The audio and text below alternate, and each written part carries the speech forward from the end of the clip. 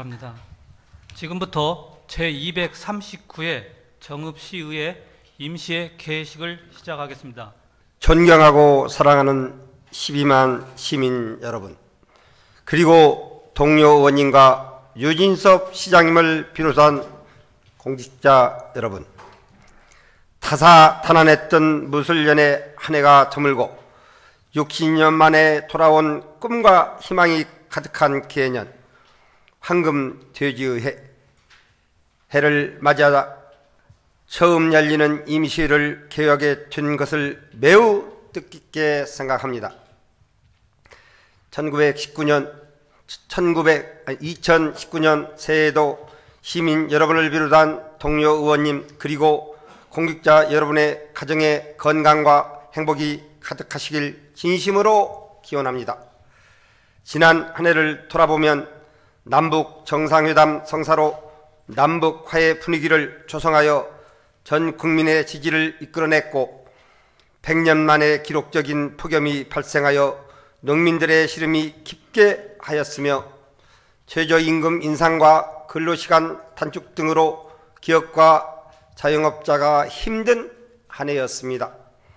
우리 시도 저출산, 초고령화와 더불어 지속적인 인구 유출로 지역 소멸 위기 지역으로 지정되었고 장기적 경기 침체로 기업과 자영업자, 농민 그리고 시민들의 삶은 날이 갈수록 힘들어져 가는 힘든 시기를 보냈습니다. 이러한 어려운 상황에서도 새로 시작한 제8대 정읍시 의회는 농업 농촌 살리기, 첨단 산업 육성 및 구도심 활성화, 시민 안전망 확충, 보편적 복지 실현, 미래를 위한 교육 확대와 문화관광도시 조성 등을 위해 의정활동에 매진하였고 특히 동학농민혁명 국가기념일이 우리 정읍 향토연 전승일인 5월 11일로 결정되는 쾌거를 거양하는 등 정읍시의회는 어느 해보다 풍성한 한 해를 만들었다고 자부합니다. 2018년 6.13 지방선거를 통하여 개원한 제8대 정읍시의회는 시민 행복시대를 열어가는 선진의회 9할의 시민사회, 시민의 삶의 질 향상과 지역사회 발전을 위해 시민의 권익을 대변하고 지역 발전을 위한 정책과 대안을 제시해가며 시민들의 보다 나은 삶을 위하여 최선의 노력을 다해 왔습니다. 2019년에도 우리 의회는 변함없이 백성 돌보기를 상처 돌보듯이 하라는 시민 여상의 자세로 시민들의 생활 속에 함께 하겠습니다. 시민들의 목소리를 현장에서 듣고 눈높이에 맞추어 애로사항을 청취하고 해결함으로써 시민의 행복시대를 열어가는 선진의회 구현에 최선을 다하겠습니다. 우리 시의회는 지방자치 실시 이후 많은 변화와 발전을 거듭해 왔으며 시민들은 더 많은 변화와 혁신을 요구하고 있습니다. 이러한 시민의 기대에 부응하고자 우리 시의회는 지난해 다양한 계층과 간담회를 통하여 소통을 하여 왔으며 의원 연구단체를 구성하여 농업인 단체 및 복지시설 방문 의견을 수렴하여 의정활동에 적극 반영하여 왔습니다. 존경하는 시민 여러분, 지난 여름에는 지구온난화 영향으로 사상 유례없는 가뭄과 폭염이 장기화되어 온열 환자 급증과 가축 폐사, 농산물이 말라가는 힘겨운 여름을 보냈습니다. 이러한 어려운 여건 속에서 풍년 농사를 이루었지만 FDA 협상으로 인한 쌀 수입의 증가로 농촌의 현실은 더욱더 어려워지고 있습니다. 따라서 시의회와 그리고 농민들이 지혜를 한데 모으고 협력하여 농업 분야도 상생 발전할 수 있도록 다같이 노력하여야 하겠습니다.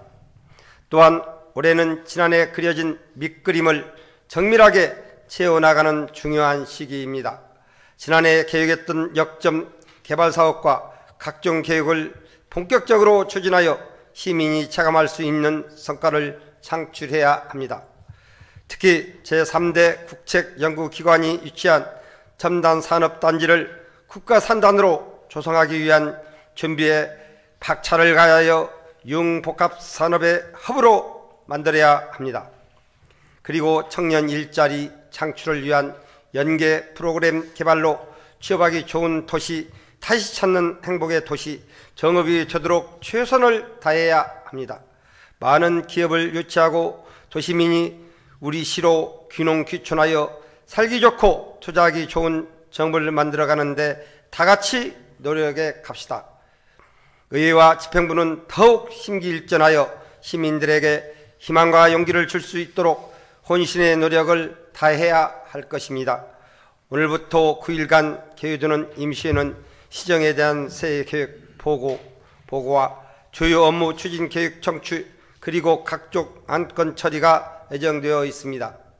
그 중에서도 지난 연말 예산안 심의 시 심사숙고하여 의결한 여러 가지 정책 사업들이 편성 기조에 맞게 차질 없이 추진되고 있는지 면밀히 검토해 주시기를 당부드리며 새해에는 우리 경제도 환한 웃음꽃이 피어날 수 있도록 정읍의 희망을 만드는 일에 우리 시의회가 앞장서 나가겠습니다. 우리 시의회는 깨어있는 파수꾼으로서 필요한 견제를 통하여 주요 정책들이 효율적으로 집행될 수 있도록 할 것이며 또한 타당성 검증이 필요한 사업과 시민의 이익에 부합되지 않는 사안에 대해서는 다양한 소통과 의견 수렴을 통하여 철저한 검증도 강화할 것입니다. 존경하는 시민 여러분, 제8대 정읍시의회는 지역사회 봉사활동을 통한 시민의 삶을 직접 체험하여 꼭 필요한 의정활동이 되도록 노력하겠으며 지난해부터 활동한 의원 연구단체의 지속적인 활동으로 성숙된 의정활동이 되도록 하겠습니다. 올해는 황금 돼지해입니다. 돼지는 예로부터 행운과 제복을 상징한다고 합니다. 황금 돼지의 기운이 모든 시민분들의 가정에 깃들어 기쁨과 행복이 가득한 한 해가 되시기를 진심으로 기원합니다. 감사합니다.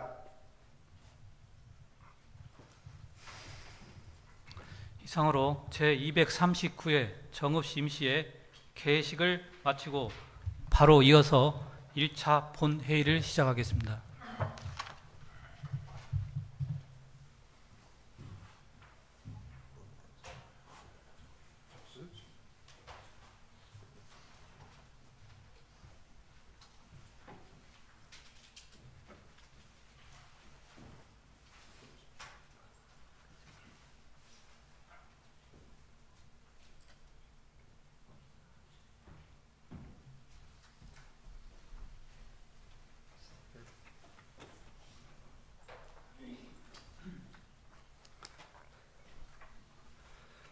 의석을 정돈하여 주시기 바랍니다. 성원이 되었으므로 제239회 정읍시의회 임시회 제1차 본회의를 개회하겠습니다.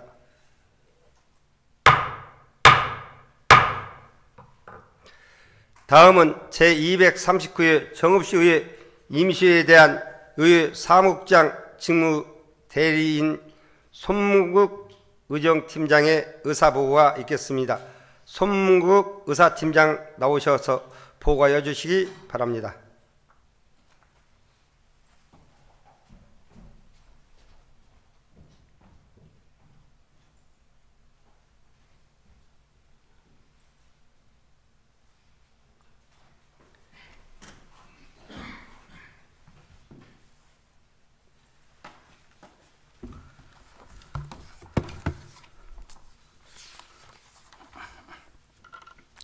의회 사무국장 직무대리 손문국 의정팀장입니다. 제239회 임시회 집회에 대하여 보고 드리겠습니다. 제239회 임시회는 지방자치법 제45조 제2항에 따라 고경윤 의원님 외 5분의 의원님으로부터 집회 요구되어 2019년 1월 15일 집회 공고하고 오늘 회의가 개의되었습니다. 근본 회기는 1월 22일부터 1월 30일까지 9일간의 일정으로 예정되어 있으며 회기 중에 2019년도 주요 업무 추진계획 보고와 안건 심사가 있을 예정입니다. 다음은 안건 접수 및 해부 사항입니다. 단말기로 배부해드린 자료와 같이 2018년 11월 21일부터 2019년 1월 11일까지 정읍시장으로부터 정읍시 단풍미인 한우 홍보 전시 판매장, 민간 위탁 동의안 등 17건의 안건이 접수되어 각 상임위원회에 회부하였고, 2018년 12월 31일 행동강령운영자문위원장으로부터 정읍시의회의원 윤리강령 위반 자문 결과 보고서가 접수되었으며, 1월 15일 의회운영위원장으로부터 정읍시의회의원 의정활동비 등 지급에 관한 조례 일부 개정 조례안이 제출되었습니다. 1월 18일 정읍시의회의장으로부터 정읍시의회의원 징계건이 제출되었고, 1월 21일 정상철 의원님 외에 7분의 의원님으로부터 내장산 관광호텔 및 가축분뇨 공동전화사업 관련 행정사무조사 발의건에 대한 철회 요구서가 접수되어 같은 날 철회 허가를 하였습니다. 또한 1월 21일 정상철 의원님 외에 5분의 의원님으로부터 가축분뇨 공동전화사업 관련 행정사무조사 발의건이 접수되었고, 같은 날 정상철 의원님 외에 6분의 의원님으로부터 내장산 관광호텔 행정사무조사 발의건이 접수되었습니다. 그리고 1월 8일 이복형 의원님, 1월 16일 정상섭 의원님, 1월 21일 이도영 의원님으로부터 5분 자유 발언 신청서가 접수되었습니다. 이상으로 의사보고를 마치겠습니다. 감사합니다.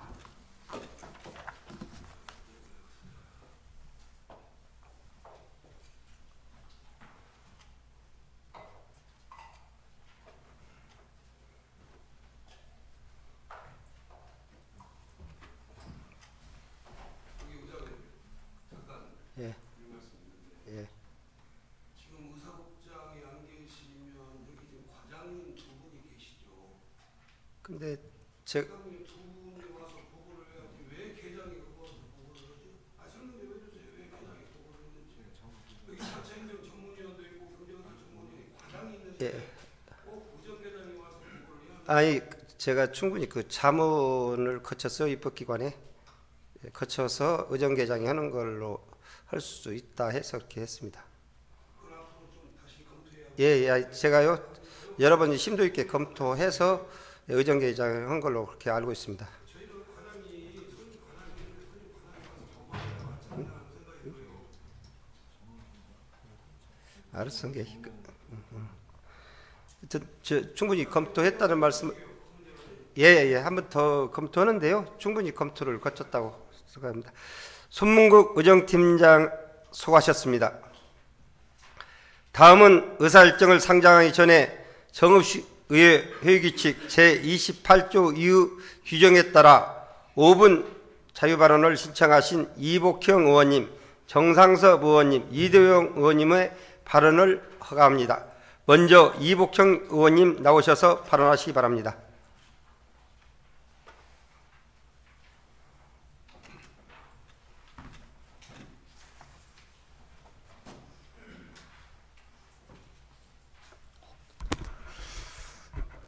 존경하는 시민 여러분, 이복형 의원입니다.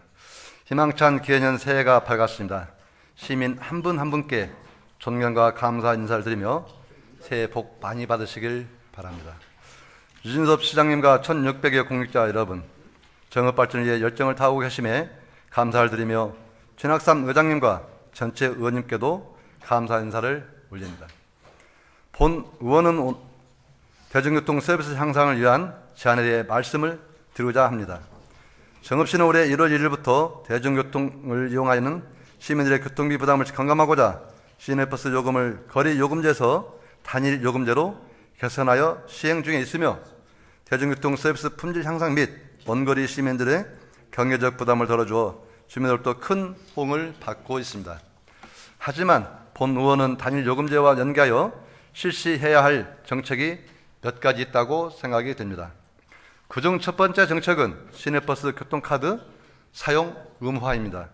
현재 정읍시에서는 해마다 교통량 조사 용역을 실시하고 이를 통해 적자 노선 지원, 벽지 노선 보상, 유가 보조금 등 버스회사 보조금을 산정하여 지급하고 있습니다.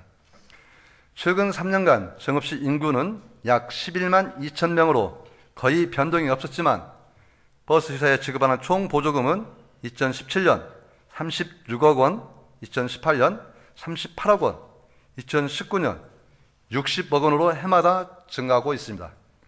또한 교통량 조사 용역을 위해 5천만 원의 비용이 추가로 지출되고 있습니다. 하지만 시내버스 교통카드 사용 의무화가 시행된다면 버스회사 수입의 투명성을 확보할 수 있고 교통량 조사 용역도 실시할 필요가 없어져 많은 예산을 절감할 수 있을 것이며 절감한 예산으로 질 높은 교통 서비스를 정읍 시민들에게 제공할 수 있을 것입니다. 천원 단일 요금제 시행과 함께 3개월 정도 유예 기간을 두어 3개월 후부터 현금 사용 시 2,000원, 교통카드 사용 시 1,000원 차이를 두어 시행하면 많은 시민들은 교통카드를 사용할 것이며 빠른 시간 안에 교통카드 사용은 의무화 정착될 것입니다. 두 번째 정책은 교통카드를 활용한 대중교통 환승제도입니다. 환승제도는 서울, 부산, 대구, 강주, 전주 등 많은 지자체에서 실시하고 있습니다. 우리 정읍시도 서울, 경기도를 벤치마킹하여 정읍시 관내는 물론이고 고창, 부안까지도 확대 도입해야 할 것입니다. 유진섭 시장님과 담당 부서에서는 시민들에게 질 높은 교통 서비스를 제공할 수 있는 이 정책들을 긍정적인 마인드를 가지시고 적극 검토하여 실행해 주시길 부탁드리겠습니다. 제가 5분 발언을 준비하는 과정에서 적자 노선 지원금이 전년도 대비 2016년 4억 5천만 원 증가, 2017년 5억 6천만 원 감소, 2018년 3억 8천만 원 증가, 2019년 6억 2천만 원 증가된 걸 확인할 수 있었습니다. 지원금이 들쑥날쑥하여 그 원인을 알아보니 교통량 조사의 문제점이 발견되었고 2017년에는 부서장과 담당자의 노력으로 2016년 대비 5억 6,600만 원 예산을 절감한 사실을 확인할 수 있었습니다. 정읍시 예산 1조 원 진입을 눈앞에 둔 이 시점에 전 공직자 여러분이 예산 운영에 조금만 노력을 기울여 주신다면 1% 예산만 전략해도 정읍시는 100억 원의 예산을 아낄 수 있을 것이며 절감한 예산을 통해 더 많은 복지, 교육, 문화사업을 정읍 시민들에게 제공할 수 있을 것입니다. 유진섭 시장님은 정읍 혁신 아이디어를 제공한 공직자에게 인사고과 가산점 등을 주어야 할 것이며 정읍시 실국장급 공직자 여러분께서는 기업의 CEO 같은 리더십으로 예산 운영에 심사숙고해 주시기 바랍니다. 이상으로 5분 발언을 마치며 끝까지 경청해 주신 모든 분께 감사를 드립니다. 감사합니다.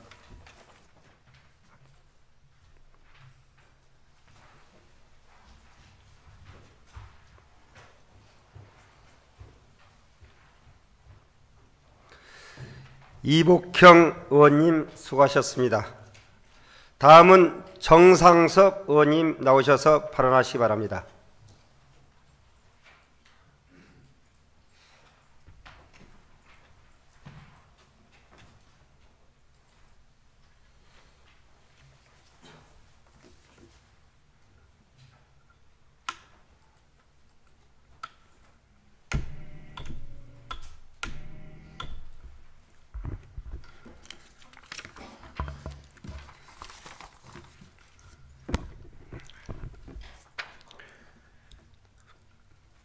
구슬이 서말이라도 꿰어야 보배다.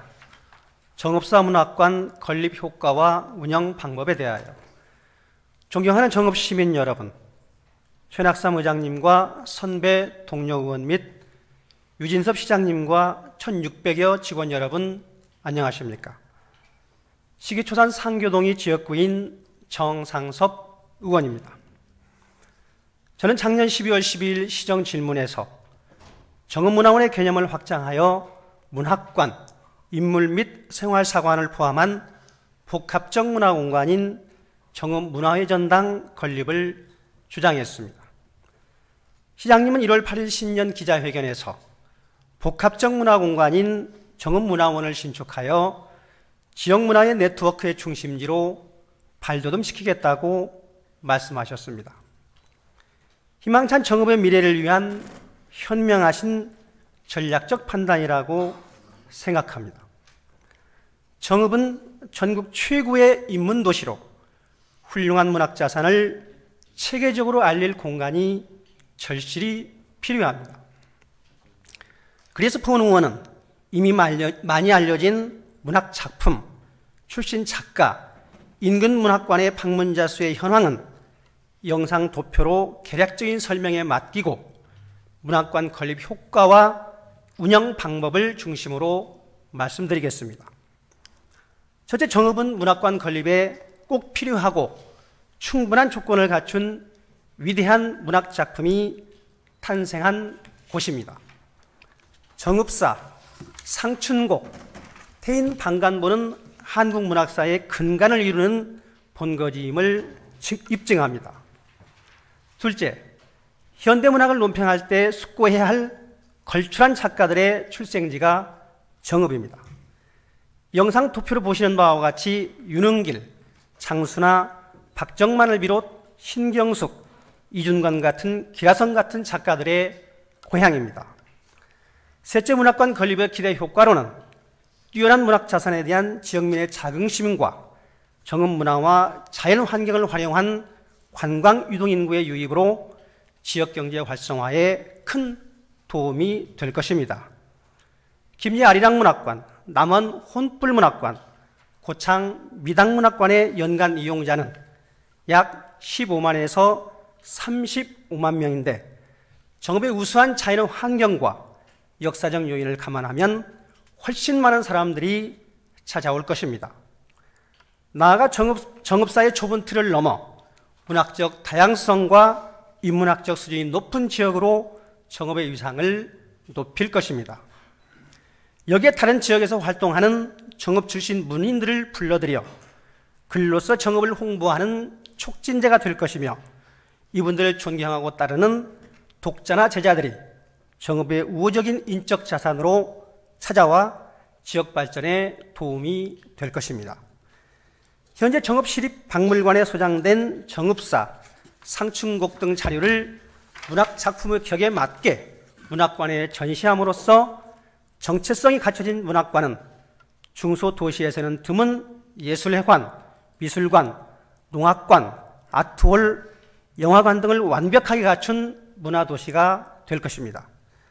넷째, 문학관의 운영 방법은 한 개인의 명망을 앞세워 만들어진 대부분의 문학관의 틀에서 벗어나 정읍사 문학관이라는 큰 명칭 아래 정읍사 문학실 같은 여러 개의 문학실을 만들고 문학 세미나, 문학 강좌, 유명 작가와 대화, 입시생을 위한 글쓰기 교실, 시민 문예 창작 교실, 문인들의 문학 토론 장소 등 지역 문인들이 활발히 움직이는 특색 있는 창작 공간이 되어야 합니다.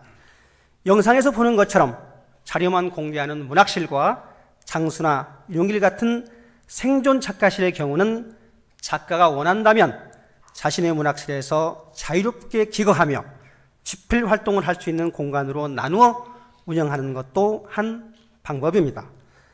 다섯째, 문학관의 위치는 인구의 초고령과 저출산으로 인구가 감소되어 도시계획상 도시 공간을 좁혀가는 압축 성장으로 전환해야 할 상황 변화에 맞춰 주된 이용자들이 도심에서 걸어서 접근이 가능한 근린공원 같은 문화 공간이 되어야 합니다.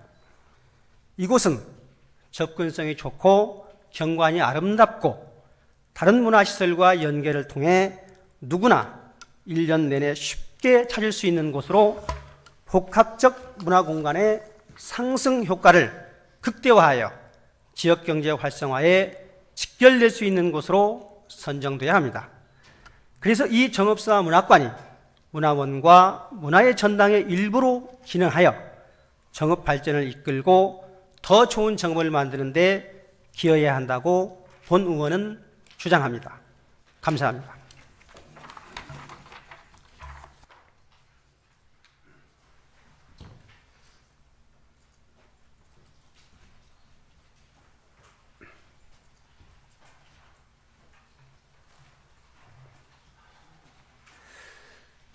정상섭 의원님 수고하셨습니다.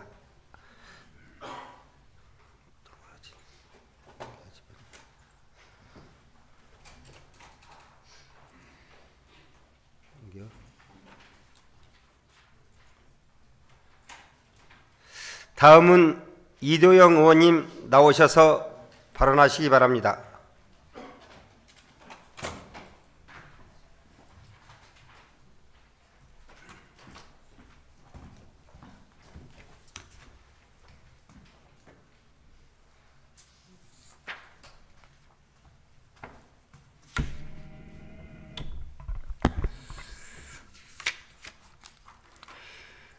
지역에서 돌고 도는 행복머니, 지역화폐 도입을 서두르자. 친애하는 정읍시민 여러분, 그리고 천학산 의장님과 의원님 여러분, 유진섭 시장님과 공직자 여러분, 안녕하십니까?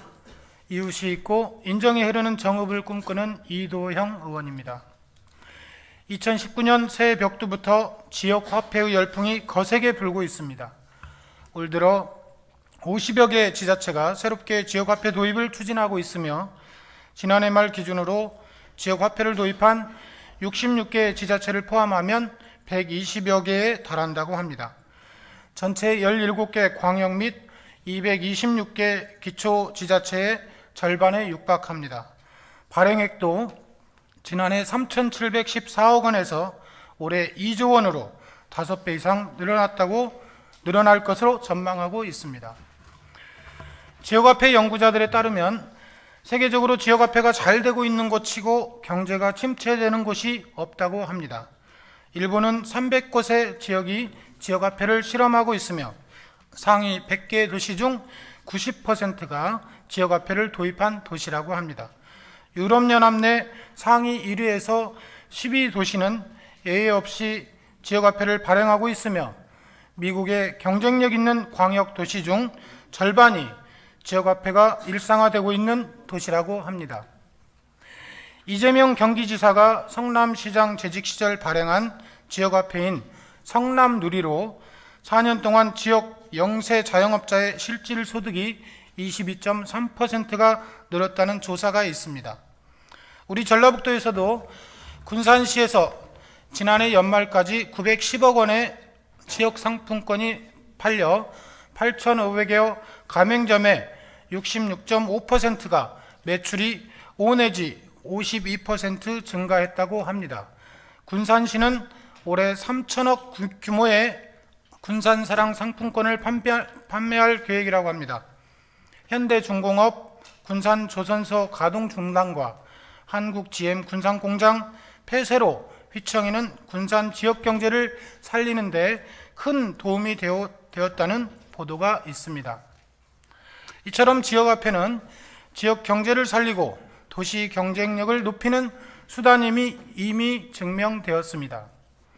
본 의원은 2017년 4월 21일 제222회 임시회 본회의 5분 자유발언에서 인구 감소를 막고 지역 경제를 살리는 지역화폐를 도입하자고 주장한 바 있습니다.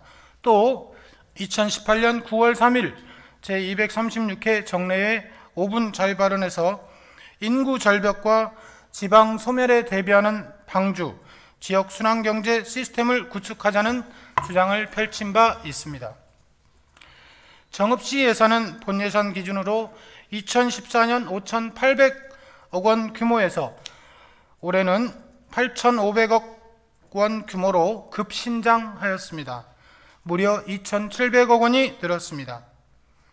시 재정은 커졌지만 시민 대다수를 차지하는 지역 내 소상공인들, 택시업계 등 운수업자들, 농민들의 입에서 경제가 살아났다는 이야기를 들을 수 없습니다. 확대된 시 재정이 지역에서 돌지 않는다면 대다수 시민들에게는 시 재정 확대는 그야말로 그림의 떡일 뿐입니다. 다시 한번 주장합니다.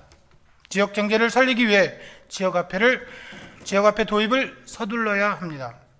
유진섭 시장님의 공약 사업으로 올해부터 대학 입학생 전원에게 100만 원의 입학 지원금을, 대학 미진학자에게는 100만 원의 구직 장려금을 지원합니다. 1,300여 명에게 지급되는 돈이 13억 원입니다. 또 방과 후 교육 지원 사업으로 1억 8천만 원을 지원할 예정입니다. 이렇게 신규로 도입하는 각종 복지 지원금의 일부를 지역화폐로 공급하고 별도의 지역화폐를 추가로 발행한다면 이 돈이 지역 내 소상공인들에게 돌아가고 이것이 다시 지역 내 원재료 공급자에게 또 각종 서비스업에 돌고 돌아 지역 경제가 활성화될 수 있는 계기가 될 것입니다. 경청해 주신 모든 분들께 감사드립니다.